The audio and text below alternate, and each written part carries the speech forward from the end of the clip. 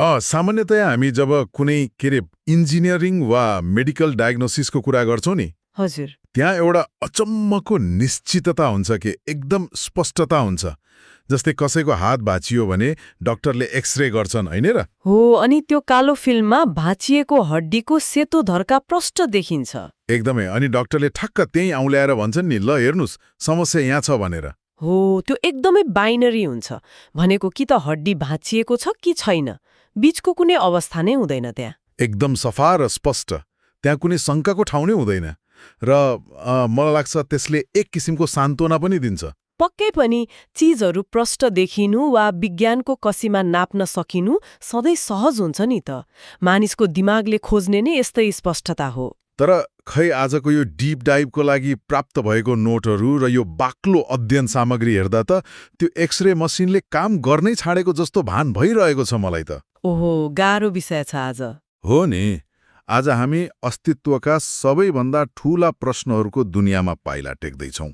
जस्तै के ईश्वरको अस्तित्व छ र हाम्रो सही वा गलत मतलब नैतिकताको ज्ञान चाहिँ खासमा कहाँबाट आउँछ? यी त मानव इतिहासकै सबैभन्दा लामा र गहिरा प्रश्नहरू हुन्। एकदमै। र यो अध्ययन सामग्रीमा William Lane Craig, Christopher Hitchens, Richard Dawkins, John Lennox अनि स्याम ह्यारिस जस्ता प्रख्यात दार्शनिक र वैज्ञानिकहरू बीच भएका अत्यन्तै गहिरा बहसहरू समेटिएका छन्। यी नामहरू आफैमा निकै गह्रुङ्गा छन्। यी बहसहरूले साँच्चै नै आधुनिक युगका सबैभन्दा ठूला वैचारिक टकराहटहरूलाई प्रतिनिधित्व गर्छन्। हो, यी दर्शनहरूले ब्रह्माण्डको उत्पत्तिदेखि मानिसको दैनिक व्यवहारसम्मका कुरालाई छुन्छन् नि त। तर छलफलमा प्रवेश गर्नुभन्दा अघि एउटा सानो जानकारी गराउन चाहन्छु। त्यो एकदम जरुरी छ। आजको लागि उपलब्ध गराइएका यी सामग्रीहरूमा राजनीतिक र धार्मिक रूपमा अत्यन्तै संवेदनशील विचारहरू समावेश छन्। यहाँ वामपन्थी, दक्षिणपन्थी, आस्तिक अनि नास्तिक सबै खाले गम्भीर तर्कहरू छन्। सुन्दै अलि विवादित हुन सक्छ जस्तो छ। हो, तर सधैँ झैँ हाम्रो यो कार्यक्रमको उद्देश्य कुनै पनि पक्ष लिनु वा कुनै विचारधारालाई समर्थन गर्नु पटक्कै होइन। हाम्रो काम भनेको यी सामग्रीमा भएका उत्कृष्ट तर्कहरूलाई तटस्थ र निष्पक्ष रूपमा केलाउनु मात्रै हो। एकदम सही। ल यसलाई अलिक खोतलेर हेरौँ। सबैभन्दा पहिला ब्रह्माण्ड कसरी बन्यो भन्ने कुराबाटै सुरु गरौँ न त। यो विषयको उठान गर्नका लागि ब्रह्माण्डको उत्पत्ति भन्दा राम्रो बिन्दु अरू हुनै सक्दैन। यहाँ दार्शनिक विलियम लेन क्रेगले बिग ब्याङ अर्थात् शून्यताबाट ब्रह्माण्डको उत्पत्ति भएको भन्ने विज्ञानको मान्यतालाई सिधै ईश्वरको अस्तित्वसँग जोडेका छन् नि।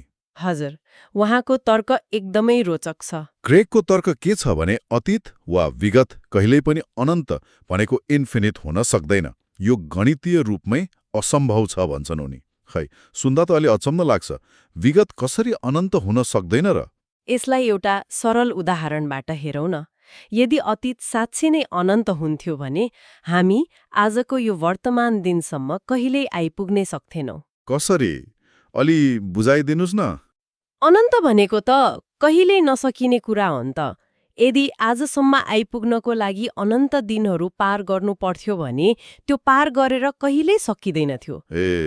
भनेपछि यो त एउटा यस्तो भर्याङ चढेर माथि पुग्न खोजे जस्तै भयो जसको फेदी नै छैन। ठ्याक्कै। फेदी नै नभएको भर्याङ चढेर कसरी टुप्पामा पुगिन्छ त? त्यसैले गणितीय र तार्किक रूपमा ब्रह्माण्डको एउटा निश्चित सुरुवात हुनै पर्छ भन्ने उहाँको भनाइ हो। अनि शून्यताबाट अचानक केही कुरा उत्पन्न हुनको लागि त्यहाँ कुनै शक्तिशाली कारण वा कर्ता हुनुपर्छ भन्ने क्रेगको तर्क हो। हो, र यहीँनेर विज्ञान र दर्शन जोडिन पुग्छन्। नोटहरूमा फाइन ट्युनिङ अर्थात् ब्रह्माण्डको उत्कृष्ट सन्तुलनको अचम्म लाग्दो तथ्य पनि उल्लेख गरिएको छ। सुन्दा त यो कुनै विज्ञान कथा त्यही साइफाई जस्तो पो लाग्छ मलाई त। यो साँच्चै नै अकल्पनीय छ। ब्रह्माण्डमा केही यस्ता भौतिक नियम र बलहरू छन् जुन अलिकति भनेको एकदमै थोरै मात्रै तलमाथि भएको भए पनि हाम्रो अस्तित्व नै सम्भव थिएन। जस्तै कुनै उदाहरण छ यसको? छ नि, जस्तै एटोमिक विक फोर्स भन्ने एउटा आधारभूत बललाई लियौँ। यदि यसको मात्रामा 10 को घात 100 मा 1 भाग मात्रै पनि परिवर्तन भएको भए के हुन्थ्यो होला? एकछिन है, 10 को घात 100 यो त कति ठुलो नम्बर हो, कति त्यति सानो परिवर्तनले के नै फरक पर्थ्यो र? धेरै फरक पर्थ्यो। यदि त्यो बल अलिकति मात्रै बढी भएको भए ब्रह्माण्डका सबै ताराहरू निमेषभरमै जलेर खरानी हुन्थे। ओहो, अनि यदि अलिकति मात्रै कम भएको भए परमाणुहरू एक आपसमा जोडिएर ठोस पदार्थ नै बन्न सक्दैनन्थे। हामी मानिसको त कुरै छाडौं, जीवन बन्नको लागि चाहिने कार्बन वा अक्सिजन जस्ता तत्त्वहरू नै बन्ने थिएनन्। साँच्चै? प्रख्यात भौतिकशास्त्री रोजर पेनरोजको भनाइ यहाँ निकै सान्दर्भिक छ। उहाँका अनुसार यो सिङ्गो ब्रह्माण्ड यसरी जीवन अनुकूल बन्नु भनेको हाम्रो पुरै सौर्यमण्डल नै अचानक कुनै संयोगले आफै बन्नु भन्दा पनि असम्भव कुरा हो। यो त एकदमै गहिरो कुरा भयो, दिमाग नै रन्थन्यो मेरो त। तर यहाँनिर नि मलाई क्रिस्टोफर हिचेन्सको एउटा कडा तर्कले निकै झकझकाउँछ फेरि। हिचेन्सको कुन चाहिँ तर्क? यदि यो ब्रह्माण्ड साँच्चै यति उत्कृष्ट रूपमा डिजाइन गरिएको हो र मानव जीवनको लागि यति फाइन ट्युन गरिएको हो भने मानव प्रजातिको इतिहास किन यति डरलाग्दो र अस्तव्यस्त छ त? उहाँले त्यो मानव इतिहासको कुरा उठाउनुहुन्छ। हो, हिचेन्सले एउटा रोचक ऐतिहासिक तथ्य ल्याएका छन्। करिब 180,000 वर्ष अघि जलवायु परिवर्तन र कठोर प्राकृतिक अवस्थाको कारण अफ्रिकामा मानव जनसङ्ख्या घटेर जम्मा 30,000 देखि 40,000 को बीचमा पुगेको थियो रे। हो, त्यो मानव इतिहासको एउटा अत्यन्तै क्रूर कालखण्ड थियो। झण्डै लोप भइसकेका थियौँ हामी। अनि त्यही त, मलाई त यो एउटा यस्तो बिग्रिएको मसिन जस्तो पो लाग्छ त। कस्तो मसिन? जसले 99.9% उत्पादन बिगाड्छ अनि हामी बचेको त्यो 0.1%लाई हेरेर भन्छौं, ल हेर कति उत्कृष्ट इन्जिनियरिङ। लाखौं वर्षसम्म मानिसहरू रोग, भोक र प्राकृतिक प्रकोपले मरेका छन्। के यो एउटा क्रूर र अस्तव्यस्त संयोग होइन र? यसलाई कसरी मायालु डिजाइन भन्ने? हामीले यसलाई विस्तृत रूपमा हेर्यौं भने रिचर्ड डकिन्स जस्ता वैज्ञानिकहरूले यही अस्तव्यस्ततालाई आधार मानेर मल्टिभर्स अर्थात् बहुब्रह्माण्डको सिद्धान्त ल्याउनुहुन्छ। एउटा मात्र ब्रह्माण्ड छैन भन्ने सिद्धान्त। हजुर, उहाँहरूको तर्क के छ भने सायद यो एउटा मात्र ब्रह्माण्ड छैन। यदि अरबौं खर्बौं ब्रह्माण्डहरू छन् भने ती मध्ये धेरै जसो एकदमै मृत र जीवनविहीन हुन सक्छन्। अनि तर ती अरबौं ब्रह्माण्डहरूमध्ये कुनै एउटा ब्रह्माण्डमा जहाँ हामी छौं, संयोगले जीवन सम्भव हुनु कुनै ठूलो कुरा होइन। यसको लागि कुनै डिजाइनर वा ईश्वर चाहिँदैन भन्ने उहाँहरूको भनाइ हो। भनेपछि यो त लट्री जिते जस्तै पो भयो त। जसले लट्री जित्छ उसलाई लाग्छ म एकदमै विशेष छु, भगवानले मलाई नै रोज्नुभयो। तर खासमा लाखौं मानिसले हारेका हुन्छन् अनि संयोगले एउटाको हातमा चिट्ठा परेको हुन्छ। ठ्याक्कै त्यही हो। भौतिकवादी दृष्टिकोण यही नै हो। तर गणितज्ञ तथा दार्शनिक जोन लेनोक्सले यसलाई खण्डन गर्दै अर्कै दृष्टिकोणबाट गर्नुहुन्छ फेरि। लेनोक्सको तर्क चाहिँ के छ नि? उहाँको तर्क अनुसार कुनै पनि कुराको संयन्त्र अर्थात् मेकानिजम थाहा पाउनु र त्यसको पछाडि कुनै कर्ता अर्थात् एजेन्सी छ कि छैन भनेर चिन्नु दुई बिल्कुल फरक कुरा हुन्। यसलाई अलि प्रष्ट पार्नुस् न, कसरी फरक भयो? लेनक्सले डिएनएको एउटा गजबको उदाहरण दिनुभएको छ। मानौ तपाईँ एउटा गुफामा जानुभयो र त्यहाँ भित्तामा कोरिएका दुईवटा धर्काहरू देख्नुभयो। यदि ती दुई धर्काले चिनिया भाषामा मानिस भन्ने अर्थ दिन्छन् भने हामी त्यहाँ कुनै बौद्धिक मस्तिष्क वा मानिस आएर कोरेको हो भनेर बुझ्छौ नि, हैन? हो नि, त्यो हावाहुरीले आफै बनेको हो त पक्कै भन्दैनौ। हो। अब डिएनएलाई हेरौं। डिएनए त त्यो भित्ताको दुईटा धर्का भन्दा खर्बौं गुणा जटिल छ। पक्कै पनि। यसमा 3 अरब भन्दा बढी जेनेटिक कोडहरू छन् जसले जीवन कसरी बन्ने भनेर निर्देशन दिन्छन्। त्यसो भए लेनोक्स सोध्नुहुन्छ, दुईवटा धर्कामा हामी बौद्धिकता देख्छौं भने डिएनएको यति विशाल र जटिल सूचना प्रणालीमा चाहिँ कुनै कर्ताको अर्थ लुकेको छैन भनेर कसरी मान्ने? ओहो, यहाँनिर कुरा साँच्चीकै रोचक बन्छ है। यदि हामीले लेनक्सको तर्कलाई मान्ने हो र ब्रह्माण्डको यो अचम्मको सन्तुलन पछाडि कुनै डिजाइनर छ भनेर स्वीकार गर्ने हो भने एउटा अलि असहज प्रश्न खडा हुन्छ यहाँ। कस्तो प्रश्न?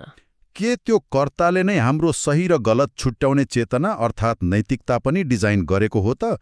वा नैतिकता भनेको केवल हाम्रो जैविक विकासक्रमले बाँच्नको लागि सिकाएको एउटा औजार मात्र हो? ब्रह्माण्डको कुराबाट अब हामी मानिसको व्यवहार र नैतिकताको जगतिर जाउँ न? यो सायद यी बहसहरूको सबैभन्दा गहिरो र महत्त्वपूर्ण पाटो हो।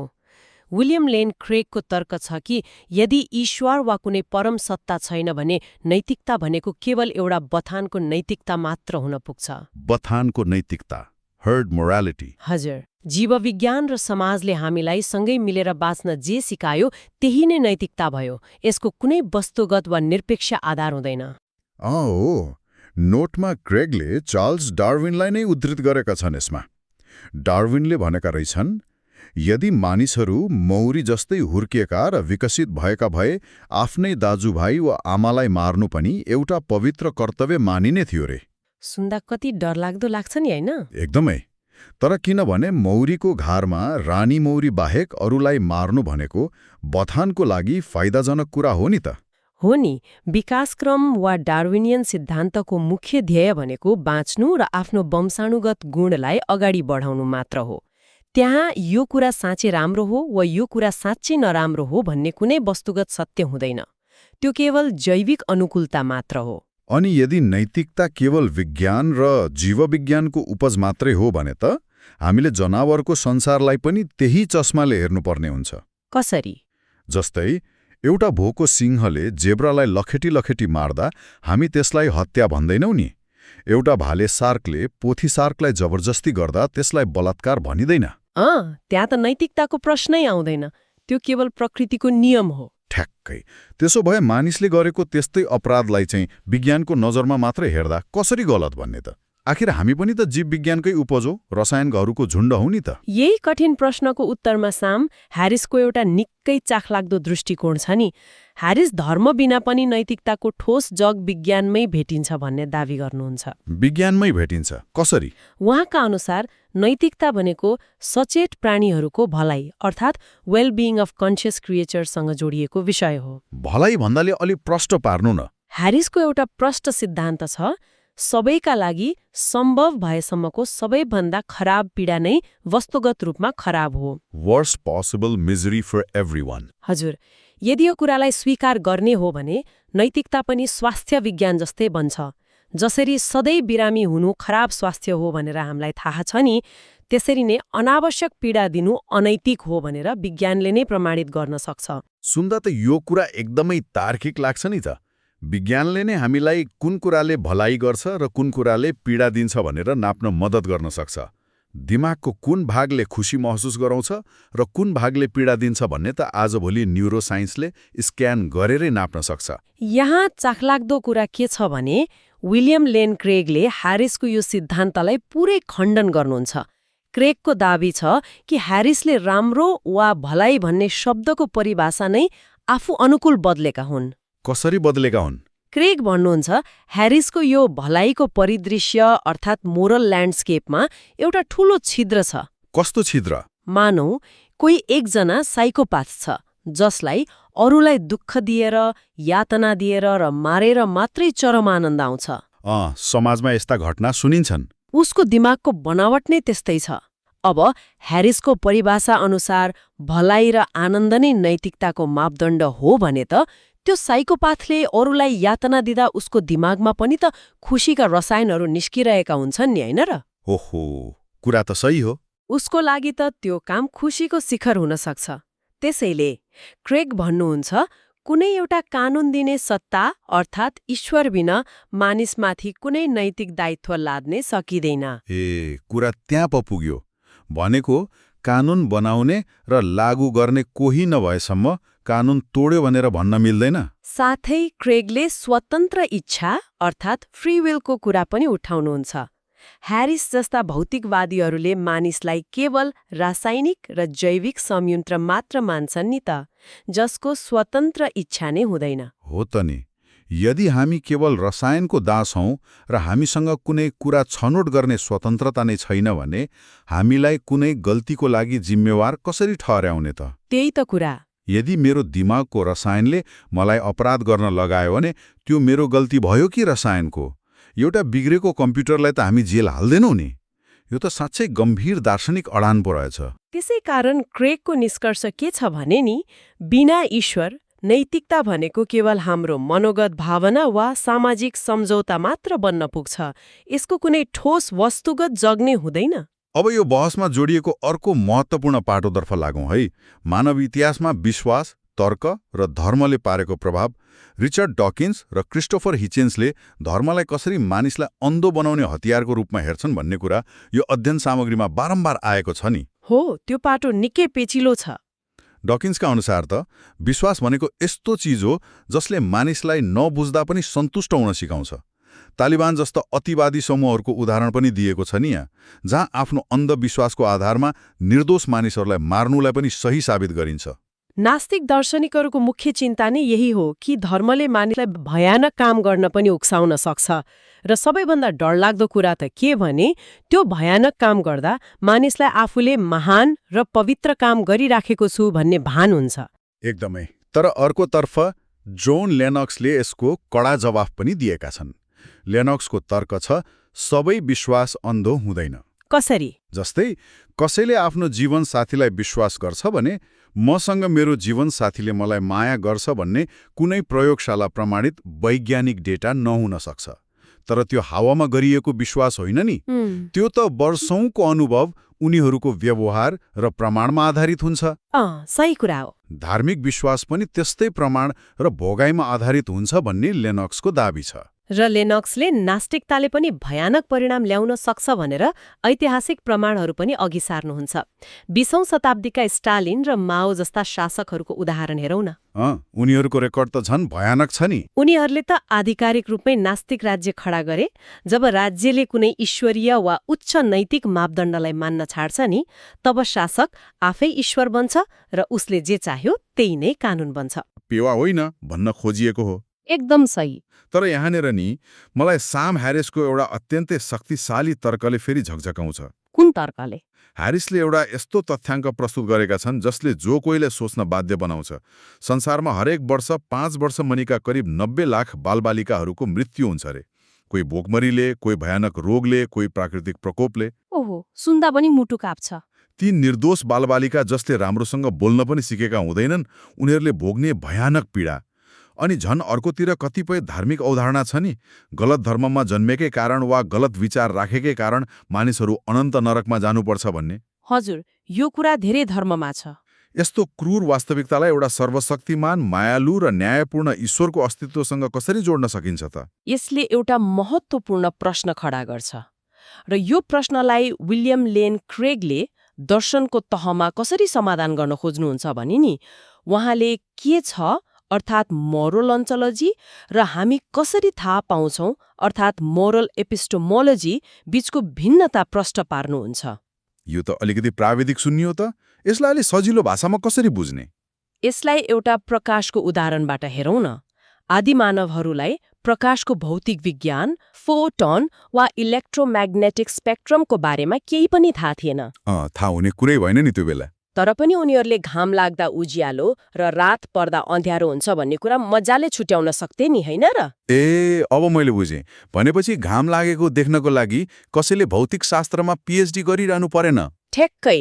त्यसै गरी नैतिकताको विषयमा पनि नि, ईश्वरलाई नमान्ने कुनै नास्तिकले वा साधारण मानिसले पनि सही र गलत सजिलै छुट्याउन सक्छ। कसैलाई दुःख दिनु हुँदैन भन्ने कुरा थाहा पाउन धर्मग्रन्थ नै पढिरहनु पर्दैन। यो हामी कसरी थाहा पाउँछौं अर्थात् एपिस्टेमोलोजीको कुरा भयो। तर क्रेगको निष्कर्ष के हो भने घाम लागेको देख्न भौतिक विज्ञान नबुझे पनि त्यो प्रकाश आफै अस्तित्वमा हुनको लागि त भौतिक नियम र सूर्य त चाहिन्छ नि। यो त एकदमै गजबको संयोजन पो रहेछ त। भनेपछि नास्तिकहरूले पनि नैतिकताको उज्यालो महसुस गर्न सक्छन्, तर त्यो नैतिकताको उज्यालो निस्किने सूर्य वा आधार चाहिँ ईश्वर नै हुनुपर्छ भन्ने क्रेगको दाबी हो। सही विश्लेषण। त्यो सही र गलत भन्ने चिज साँच्चै ब्रह्माण्डमा वस्तुगत रूपमा अस्तित्वमा छ भनेर प्रमाणित गर्नको लागि त्यसको आधार ईश्वर नै हुनुपर्छ भन्ने उहाँको तर्क हो। साँच्चै भन्नुपर्दा नि आजको यो कुराकानीले दिमागका धेरै ढोकाहरू खोलिदिएको छ मेरो त। यो अध्ययन सामग्रीको सार खिच्ने हो भने कुरा यस्तो देखिन्छ। विज्ञानले हामीलाई यो ब्रह्माण्ड कसरी चलिरहेको छ, यसको संयन्त्र के हो भनेर उत्कृष्ट रूपमा बुझाउँछ। हजुर, एकदम।